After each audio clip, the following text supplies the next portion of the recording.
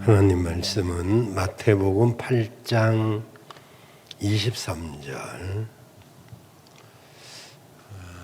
잘 아시는 말씀입니다. 마가복음 4장에 있는 말씀은 여러 번 살펴보았는데요. 같은 내용입니다. 마태복음 8장 23절 27절까지. 배에 오르심에 제자들이 쫓았더니 바다에 큰 노을이 일어나 물결이 배에 덮이게 되었으되 예수는 주무시는지라. 그 제자들이 나와 깨우며 가로되 주여 구원하소서, 우리가 죽겠나이다. 예수께서 이르시되 어찌하여 무수하느냐, 믿음이 적은 자들아 하시고 곧 일어나사 바람과 바다를 꾸짖으신데 아주 잔잔하게 되거늘 그 사람들이 기히 여겨 가로되 이 어떠한 사람이기에 바람과 바다도 순종하는고 하더라. 오직 예수님밖에 없습니다. 오늘 본문 말씀은 마가복음 4장에서 제가 자세히 말씀드린 적이 있습니다. 좀 다른 각도에서 보려고는 하지만 오늘 여러분 은혜 받으시길 바랍니다. 은혜는 깨닫는 게 은혜예요. 성경에는 바다를 이 세상에 비유하고 있습니다. 그래서 우리 인생 길을 인생 항로라고 하기도 하고, 그리고 고해와 같다라고 하기도 합니다. 바다에는 풍랑이 불듯이 우리 인간이 사는 이 세상도 느닷없이 풍랑이 불기도 합니다. 기근과 재난의 풍랑이 있고, 질병의 풍랑이 있고, 또 실패의 풍랑도 있고, 파산의 풍랑도 있고, 이 세상에도 여러 가지 풍랑이 휘몰아쳐 오기도 합니다. 성경 속에 많은 인물들이 이런 풍랑을 만난 기록으로 가득 차 있습니다.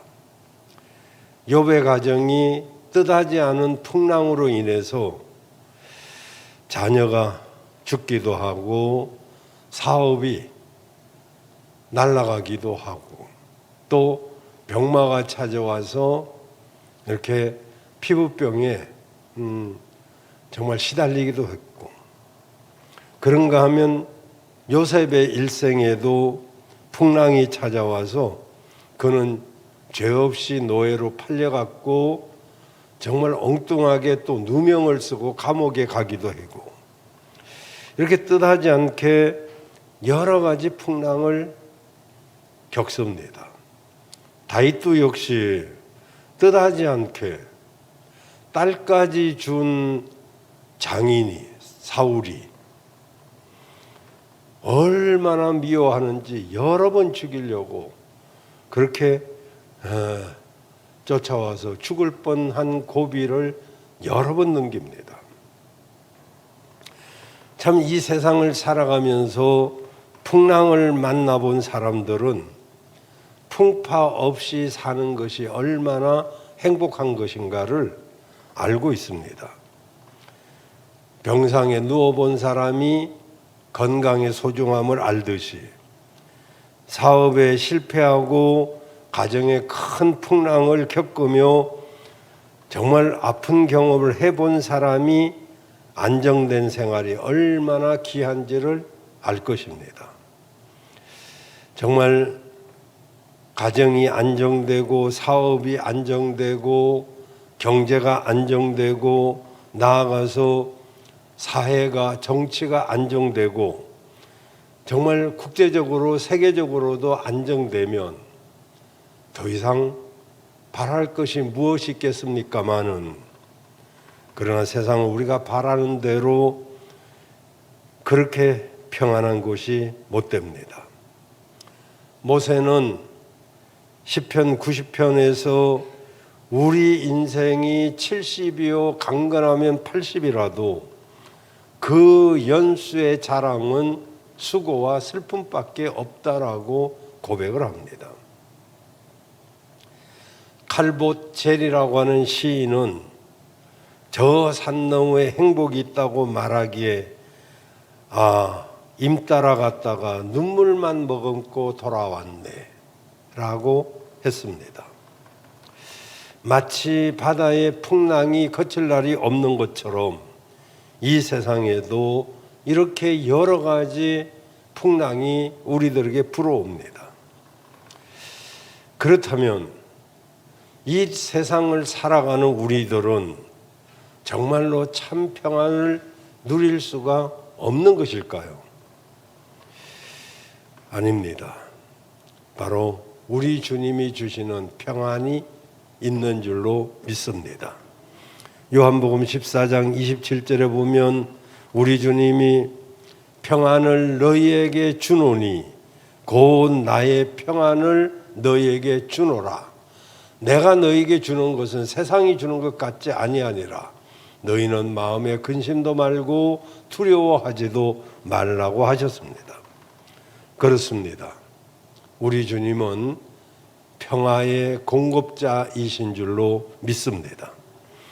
오늘 본문은 아까도 말씀드린 대로 마가복음 4장 35절에서 45절에 기록된 동일한 사건인데 우리 인생을 살아가는 우리에게 아주 귀중한 교훈을 주고 있기 때문에 오늘도 왜 우리 인생이란 바다에 풍랑이 오는가 그런 제목과 또 그 결과를 살펴보므로 은혜를 나누고자 합니다. 아시다시피 갈릴리 호수지만은 워낙 크니까 바다라고 종종 사람들은 말을 합니다마는 그 갈릴리 바다, 갈릴리 호수에서 잔뼈가 굵은 이 제자들은 자기들의 경험과 자기들의 그 방법을 총동원해서 그 풍랑과 싸웠지만은 속수무책이었습니다. 배가 물속에 가라앉기 직전까지 정말 절대적인 위기를 만나게 되었습니다. 다급하게 된 제자들이 주무시고 계시는 예수님을 급히 깨웠습니다. 주여, 우리가 죽게 되었습니다. 우리를 구원해 주십시오. 그러자 예수님께서 바람과 바다를 꾸짖은즉 바다가 잠잠해졌다는 것이 오늘 본문의 내용입니다. 이제 한번 살펴보면 23절에 보면 배에 오르심에 제자들이 쫓았더니 그랬어요.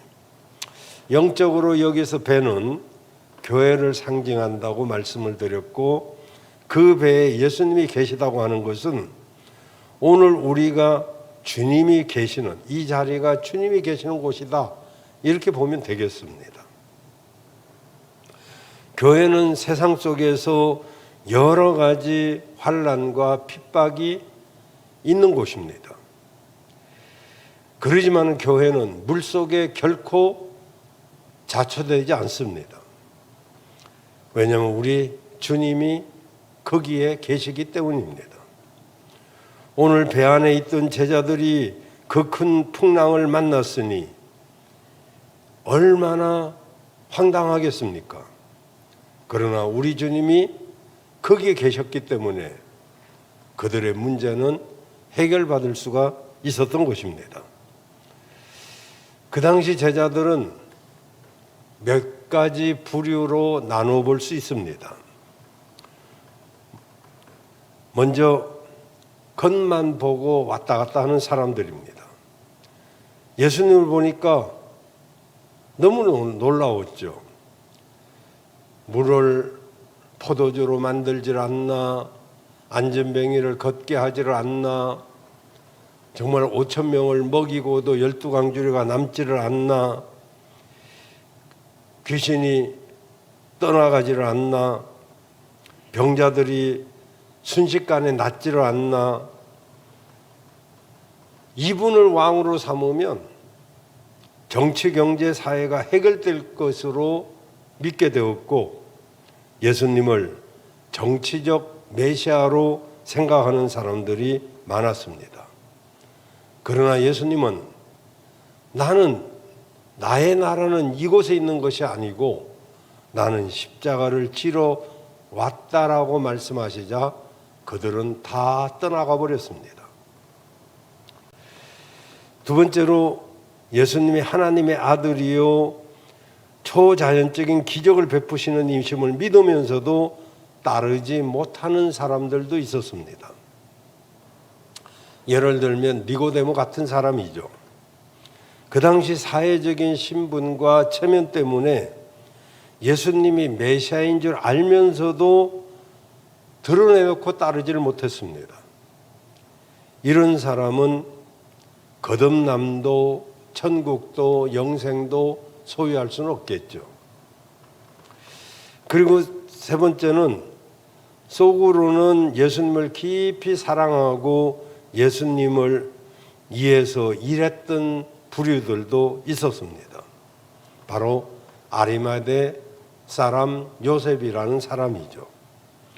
예수님이 십자가에 못 박혀 돌아가시고 그리고 장사된 그 무덤은 바로 아리마대 요셉의 무덤이었습니다.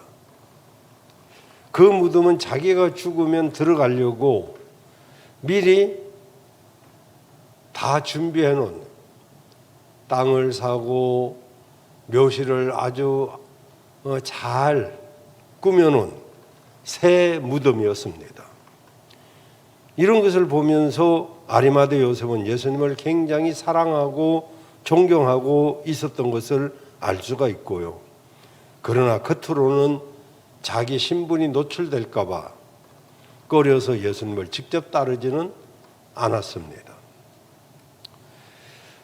그 다음에 이제 공식적으로 끝까지 예수님을 따랐던 12 제자들이 있습니다.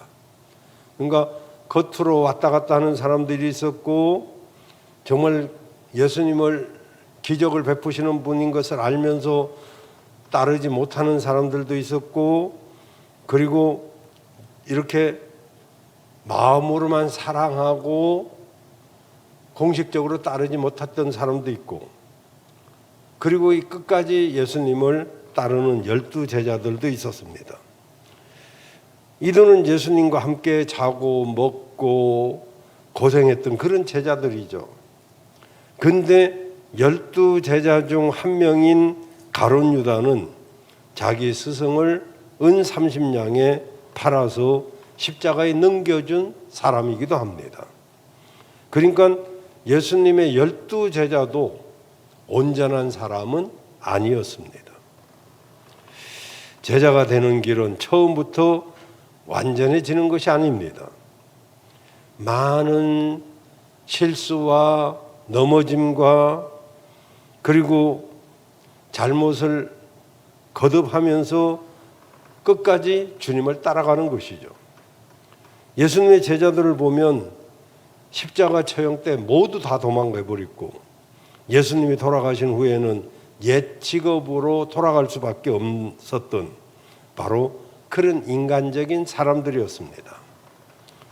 그러나 감사한 것은 그들이 마가다락방에서 오순절날 성령을 체험하고 그리고 끝까지 주님을 위해서 사는 사람들이 되었습니다. 오늘 본문에 예수님과 함께 배를 탔던 제자들이 바로 이 12 제자들입니다.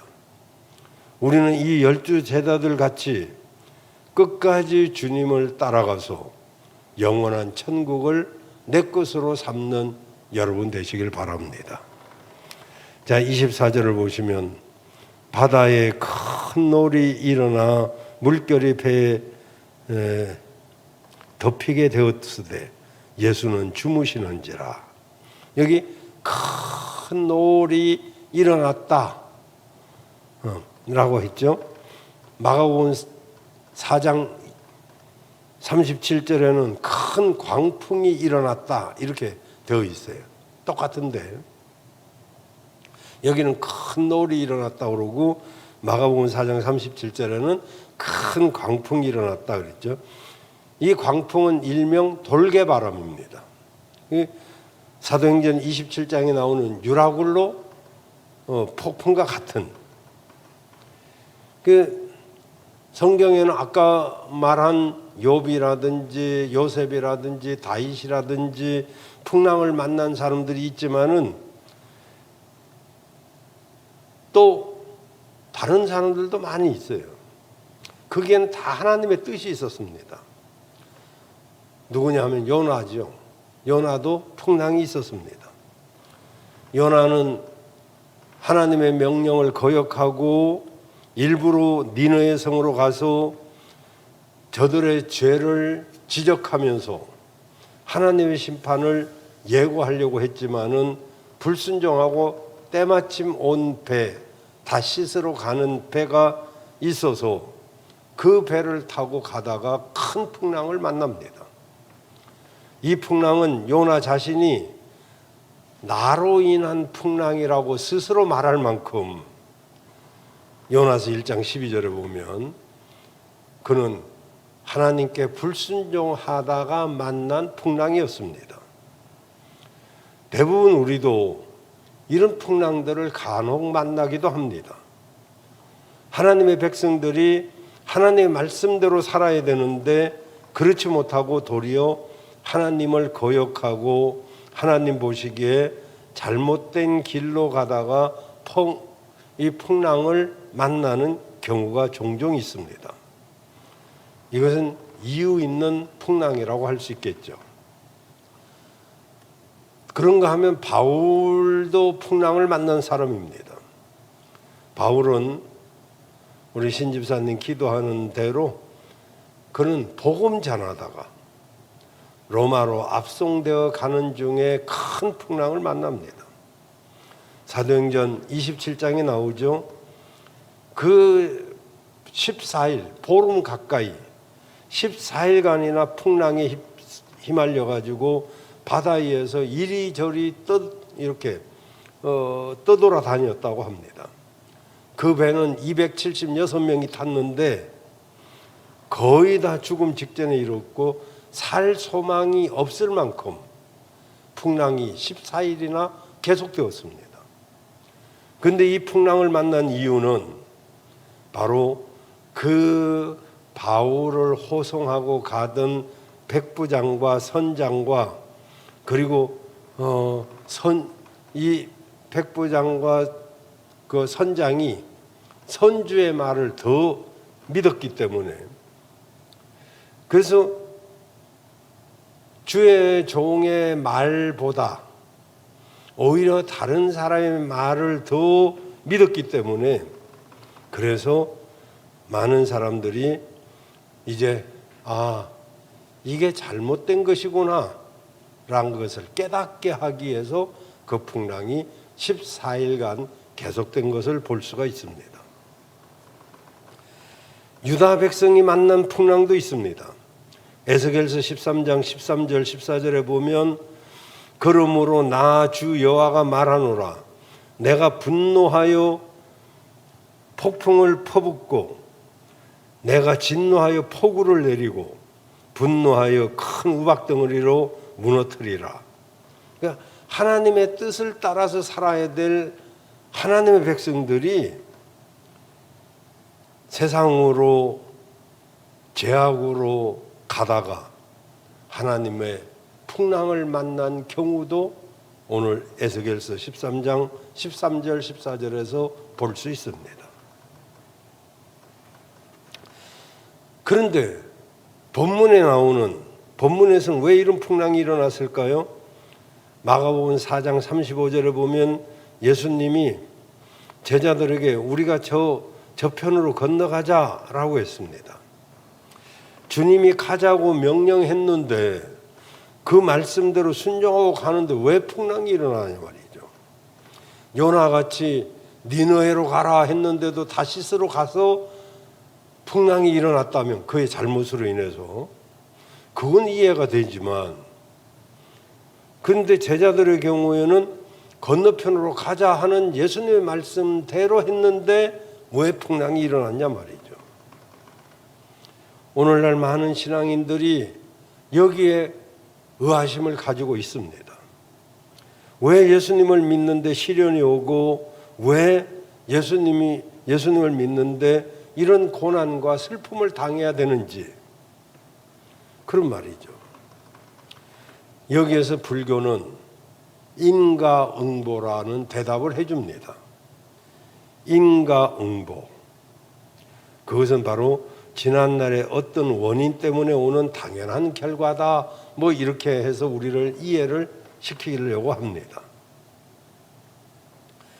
그래서 그 고난과 시련은 묵묵히 감내하고 인내하노라면 먼 훗날에 다시 환생할 때 더 나은 조건으로 태어날 수 있다. 이렇게 불교에서는 말을 합니다. 그러나 기독교의 대답은 그게 아닙니다. 그것은 바로 하나님의 뜻이라고 대답을 합니다. 시련과 고통, 실패의 쓰라림 속에 하나님의 뜻이 거기에 있더라 이거죠. 그러니 정말 믿음 없는 사람은 내가 당하고 있는 이 고통과 슬픔, 이 풍랑 속에서 하나님의 그 뜻을 생각지도 못하고 정말 의아심을 갖고 왜 내게 하필이면 이런 일이 있냐라고 퀘션마크를 붙이지만 그러나 믿음의 사람들은 내가 당하고 있는 이 고통과 아픔 속에서 하나님이 어떤 뜻을 가지고 계실까? 그것을 발견하고 해결의 실마리를 찾고 적극적으로 도전해서 굳게 닫힌 문을 열기 위해서 기도의 문을 두드리게 되는 것이죠. 왜 시련이 오고 풍랑이 옵니까? 여러 가지 이유가 아까도 있다고 말씀드렸지만 다 합치면은 거기에는 하나님의 뜻이 있습니다. 하나님의 뜻은 각 개인의 형편과 믿음과 사정에 따라서 다양하게 나타납니다마는 매튜 헨리라는 신학자는 하나님의 화살통에는 여러 가지 화살이 들어있다라고 한 것처럼 때로는 깨닫게 하기 위해서, 때로는 가르쳐주기 위해서, 때로는 그릇을 키우기 위해서, 때로는 그릇된 길을 막아주기 위해서, 때로는 잘못을 징계하기 위해서, 때로는 신앙이 잘 자라도록 자극하기 위해서 뭐 각양각색 여러 방법으로 역사하지만은 그 뜻을 우리가 잘 모르기 때문에 고통스럽고 하나님을 원망하고 불평하게 되는 것이죠. 그러나 시편 119편 67절에 보면 내가 고난 당하기 전에는 그릇 행하였더니 이제는 내가 주의 말씀을 지키게 되었나이다. 고난을 통해서 고난 당하기 전에는 내가 그릇 행해 나 하고 싶은 대로 했어요. 그런데 고난을 당하고 나니까 이제는 주의 말씀을 지키는 사람이 되었다. 이런 고백을 하고 있는 것을 볼 수가 있습니다. 욥도 여러 가지 어려움을 겪으면서 정말 남들보다 훨씬 더 처참한 그런 어려움을 겪으면서 그는 욥기서 42절 5절에 욥기서 42장 5절에 이렇게 말합니다. 내가 귀로만 듣던 하나님을 이제는 눈으로 뵙게 되었습니다. 여러분, 하나님 우리 다 귀로만 들었잖아요. 그런데 그 고난을 통해서 하나님을 눈으로 볼 수 있는 그 단계까지 됐다는 거죠. 또 하나 생각해 볼 문제는 그 배 안에는 우리 주님이 함께 가고 있었는데도 풍랑을 만난 것이다 말이죠. 순종했는데 풍랑을 만난 것보다 정말 예수님을 모시고 함께 가고 있었는데 풍랑을 만난다는 것, 이건 참 이해가 좀 잘 안 되기도 하죠. 뭐 주님이 멀리 계셨더라면 혹시 주님이 안 계시니까 그럴 수도 있겠다 하지만 그러나 주님과 함께 그것도 정말 조그마한 공간, 그 배 안에 머리를 맞대고 있었는데 풍랑을 만났다면 이건 무슨 문제가 있는 걸까요? 그러나 여러분, 여기에 문제가 되는 것은 모셨다라고 하는 단순한 행동 자체보다 어떻게 모셨느냐가, 다시 말하는 신앙 자체가 더 중요합니다. 예를 들어 보겠습니다.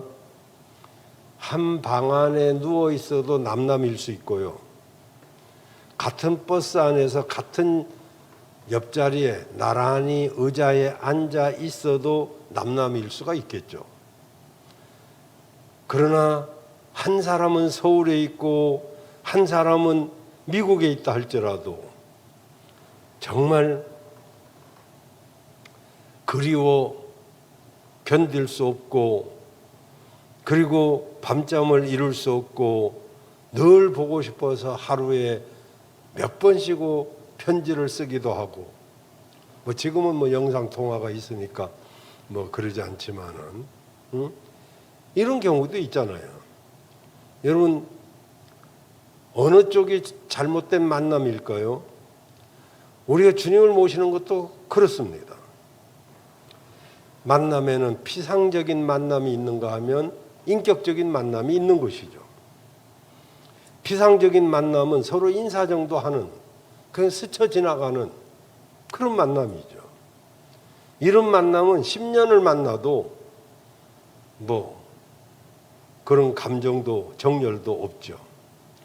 그러나 인격적인 만남은 같이 있고 싶고 보고 싶고 의지하고 싶고 늘 함께 하고 싶고, 이 부부의 만남도 인격적인 만남이겠죠. 주님과의 만남도 인격적인 만남이어야 돼요. 몸도 마음도 정성도 뜻도 주님과 함께 하기를 원하는 그런 만남이어야지, 그 공간에 같이 있다고 해서 그 만남이 온전한 만남이다 할 수 없단 말이죠. 오늘 저녁에 오신 여러분들은 주님과 인격적인 만남의 관계를 갖고 계시지만은, 만에 하나라도 이 자리에 있다고 해도 우리가 하나님과 정말 깊은 만남의 단계가 아니고 피상적인 만남이라면 거기에는 역사가 있을 수가 없겠죠. 그래서 이 갈릴리 바다에서 풍랑을 만났을 때 이 제자들은 이제 더 깊은 인격적인 만남의 단계로 들어가게 됩니다. 오늘 이 시간 우리의 가정적으로, 사업적으로, 또 사회적으로 풍랑을 만나서 정말 힘든 경우가 있는 분이 있다면, 이 시간에 우리도 눈을 들어 주님을 바라보시고 주님과 인격적인 만남이 있기를 바랍니다. 그러면 우리가 본문 갈릴리 바다에서 무엇을 배울 수 있을까요? 먼저 항해하는 인생을 배워야 합니다. 우리가 살고 있는 이 세상은 마치 갈릴리 호수와 같아서 모든 인생은 마치 이력편주 같은 배를 타고 고해와 같은 세상을 우리가 항해하고 있습니다. 그런데 인생의 항해에도 순풍의 돛을 단 때도 있지만은 때로는 풍랑을 만나는 때도 있습니다. 인생을 항해하고 갈 때 기뻐 즐거울 때도 있지만 한숨과 눈물과 슬픔을 가질 때도 있습니다.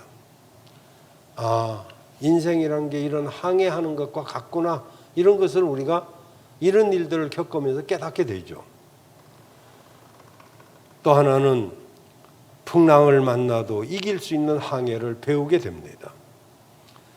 가정에도 풍랑이 올 때도 있고 교회에도 풍랑이 올 때도 있고, 이때 우리가 어떻게 해야 되느냐에 따라서 그 풍랑을 통해서 오히려 더 형통하게 나아갈 수가 있습니다.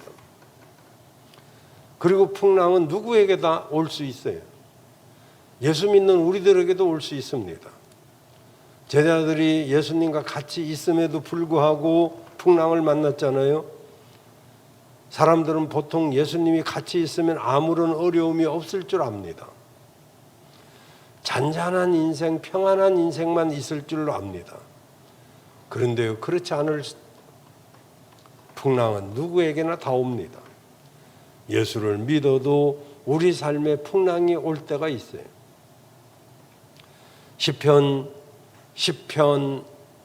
1절에 보면 시편 10장 1절, 시편 10편 1절 이걸 발음이 거기 보면 여호와여 어찌하여 멀리 서시며 어찌하여 환난 때 숨으시나이까. 다윗이 얼마나 어려운지 하나님이 안 계신 것 같아요. 어째서 하나님 멀리 계시냐, 어째서 이 환난 때 숨으신 것처럼 안 보이냐, 하나님 어디 계시냐고 이렇게 탄식을 합니다. 시편 44편 22절에도 보면 우리가 종일 주를 위하여 죽임을 당케 되며 도살할 양같이 여김을 받았나이다. 주여 깨소서 어찌하여 주무시나이까. 일어나시고 우리를 영영히 잊지 마소서. 어찌하여 주의 얼굴을 가리고 우리 고난과 압제를 잊으셨나이까. 이렇게 인생의 풍랑 속에서 다윗이 막 절규하는 거죠. 하나님이 안 계신 것처럼, 멀리 계신 것처럼, 나 잊어버린 것처럼 그렇게 느껴집니다. 이렇게 인생에는 풍랑이 누구에게나 있더라 이 말이죠. 예수를 믿어도 풍랑이 있더라 말이죠. 그런데 풍랑이란 만나느냐 문제가 아니라 그 풍랑을 어떻게 해석하느냐, 풍랑이 나에게 어떤 의미를 줄 것인가, 이것을 통해서 내가 어떻게 성숙해 나갈 것인가, 이것을 내가 어떤 방식으로 대할 것인가, 그런 문제죠. 풍랑이 내게 없기를 바라는 것은 인생의 잘못된 판단이죠. 지혜롭고 현명한 사람은 풍랑이 자기 인생에 없기를 바라는 것이 아니라 그 풍랑을 어떻게 이겨낼까, 이 풍랑이 내게 무슨 의미를 줄까, 이걸 생각합니다. 예수 믿는 사람은 풍랑을 대하는 방식이 달라야 돼요. 여러분, 풍랑이 올 때 어떻게 하시겠습니까? 절망하고 두려워하시겠습니까? 아니면 인생을 탄식하고 저주하시겠습니까? 벤자민 프랭클린은 고통은 교훈을 가져다 준다라고 했습니다. 풍랑 속에 교훈이 있고 풍랑 속에 하나님의 섭리가 있더라 말이죠. 그리스도인들은 이걸 믿어야 됩니다. 무엇보다도 우리는 풍랑 가운데서 하나님을 만날 수 있어요. 우리가 부르짖을 때 하나님을 만나게 되죠. 하나님은 풍랑 가운데 우리를 찾아오십니다. 여러분, 하나님은 풍랑과 고통 가운데 자기 백성을 부르시고 그 환난 속에서 우리를 도우심으로 자신의 존재를 확실하게 우리에게 깨닫게 하시는 것이죠. 신명기 32장 10절에 보면 여호와께서 그들을 황무지에서 짐승에 부르짖는 광야에서 만나시고 호위하시고 보호하시며 자기 눈동자같이 지키셨도다 그랬어요. 평안하게 지키는 게 아닙니다. 황무지에서 짐승이 부르짖는 광야에서 그런 어려움 속에서 우리를 지켜주시고 보호하시고 눈동자같이 지키시는, 그 어려움 속에서 하나님을 만날 때 진짜 하나님을 만나게 되는 거죠. 모세를 보십시오. 모세가 하나님의 사람이 된 것은 애굽의 궁궐에서가 아닙니다. 그는 궁궐에서 온갖 좋은 것을 누리고 정말 세상의 모든 학문도 배우고 무술도 배우고 호화롭게 살았습니다. 근데 거기서 하나님 못 만났어요. 모세는 결국 어디서 만났습니까? 풍랑과 강풍이 몰아치는 광야에서. 모세는 40이 될 때까지 애굽 궁중에서 애굽의 학문과 리더십을 배웠지만은, 그러나 그가 자신만만하고 당당했을 때 그는 하나님을 만나지 못했습니다. 하나님이 모세가 탁월하고 유능할 때 사용하지 않았어요. 오히려 그를 광야 40년 동안 고난과 풍랑의 길을 걷게 하신 뒤에 그의 그릇을 키워가지고, 그죠? 우리가 어려움이 없으면요, 우리 쏘가지가 안 커진다니까요. 어려움이 있으면 그게 해로운 게 아니라 그걸로 인해서 내가 좀 이해력이 커지는 거예요. 아, 인생이란 게 이런 거구나. 이 세월이 흘러가다 보니까 이 인생이 별거 아니더라니까요. 그냥 금방 이렇게 나이 먹고, 나는 솔직한 말로 나이 먹은 것 같지가 않아요, 아직도. 그래도 별 수 없어요. 난 뭐 70이 넘는 거는 이게 남의 이야기지. 나 지금도 50 같아. 그러지만은 뭐 그건 괜히 하는 소리지. 나이 먹으니까 이해력도 생기고 철도 들고 하지만은 사실은 나이 먹어서 그런 게 아니라 여러 가지 어려움을 견뎌내다 보니까 그릇이 좀 커지는 거죠, 이제 말하자면.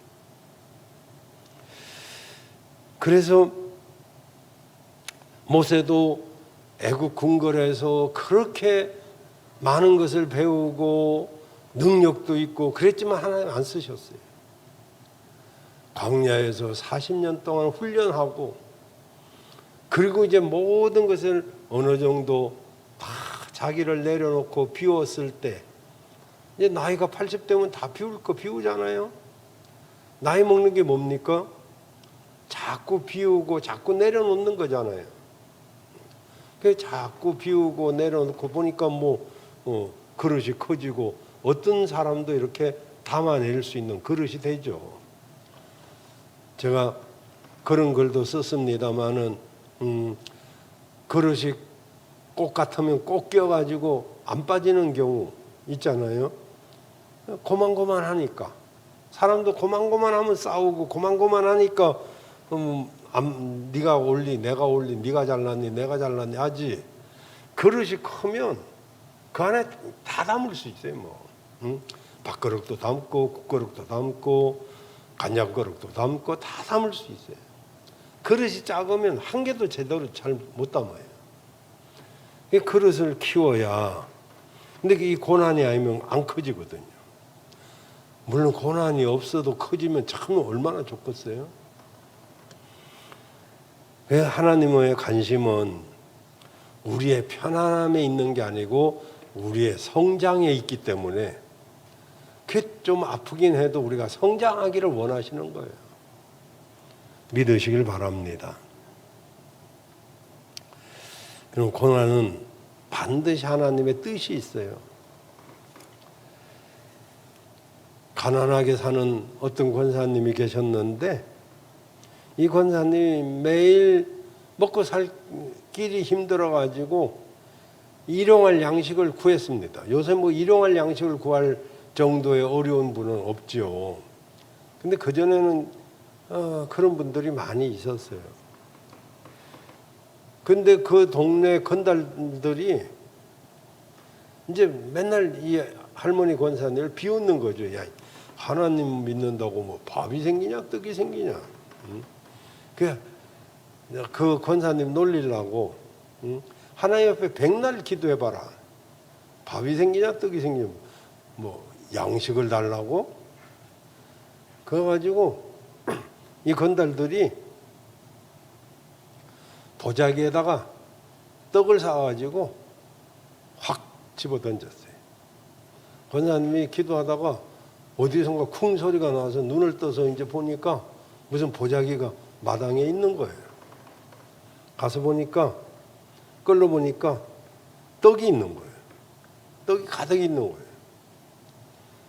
권사님이 먹을 것을 달라고 기도했는데 떡 보자기를 받았어요. 그래서 하나님 감사합니다 막 이러고 있는데 건달들이 들어와 가지고 하나님 앞에 기도하니까 떡이 떨어지던가요? 그러면 하나님 앞에 기도하니까 이렇게 주셨지. 아이고 웃기고 자빠졌네. 우리가 준 거요. 그러니까 그 권사님이 다시 무릎을 꿇고 하나님은 악마를 통해서도 먹을 것을 주시네요.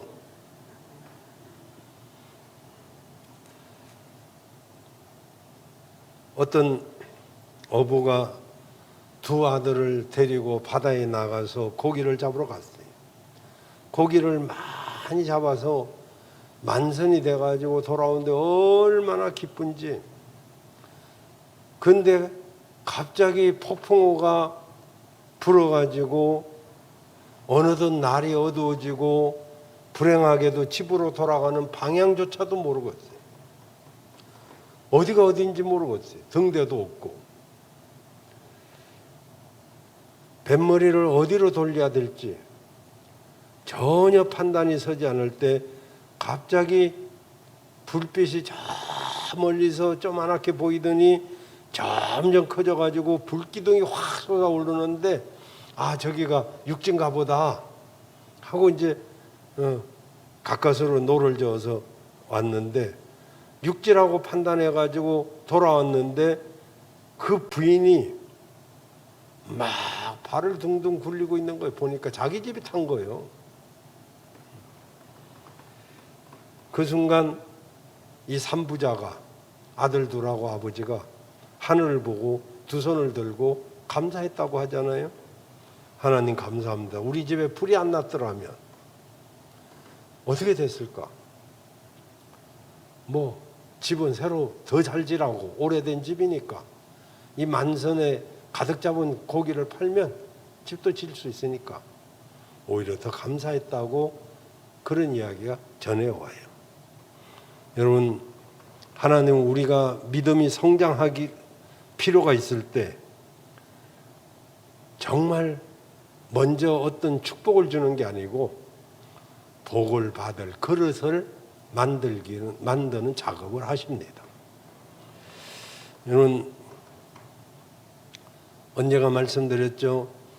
아프리카는 갑자기 비가 오면 없던 강도 생기고 또 물이 또 금방 마르면 광야가 되는 그런 지대가 많이 있습니다.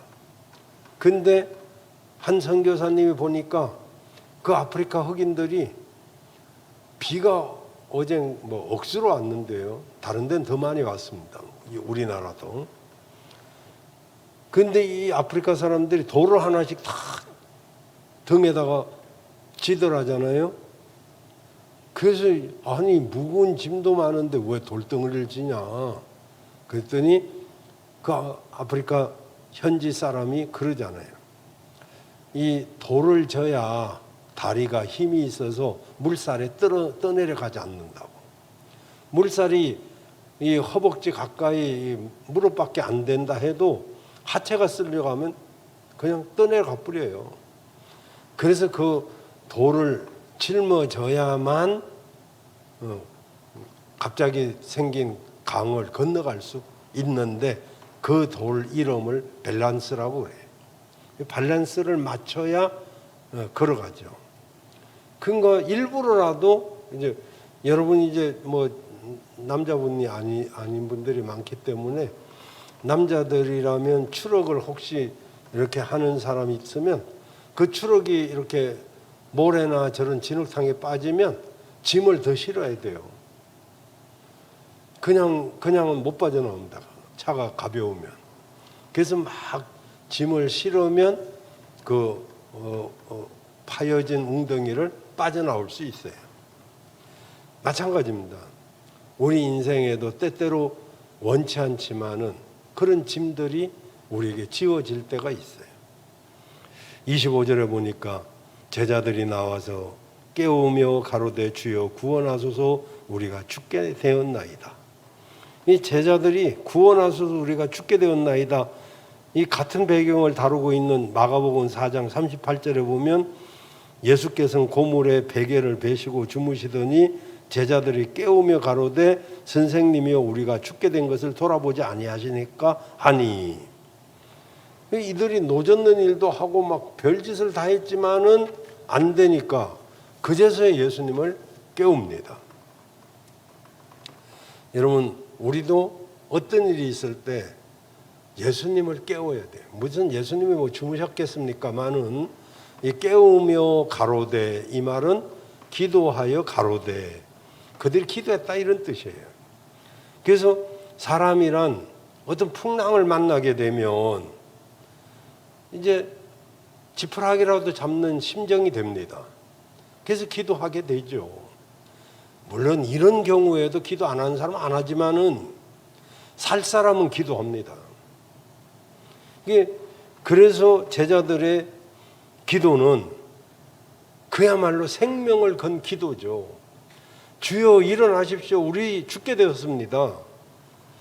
그렇게 기도했더니 풍랑이 잔잔해지는 역사가 일어났죠. 26절에 보면 예수께서 이르시되 어찌하여 무서워하느냐 믿음이 적은 자들아 하시고 곧 일어나서 바람과 바다를 꾸짖으신데 아주 잔잔하게 되거늘. 주님이 첫 번째 바로 풍랑이 잔잔케 해주신 게 아니고 예수님은 폭풍우를 두려워하지 않았습니다. 왜냐하면 환경은 그렇게 문제 삼지 않았습니다. 우리가 죽게 되었다고 하는 것은 환경 문제지, 그러나 예수님은 환경 문제를 개의하지 않고 어째서 두려워하느냐, 이 마음 문제로 다루고 있습니다. 환경은 우리를 두렵게 하죠. 그런데 마음만 담대하면 어떤 환경도 이길 수 있다는 것을 가르쳐 주기 위해서 그러죠. 이건 믿음이 없다 이 말은 네가 나를 신뢰하지 못하는구나 그런 뜻이죠.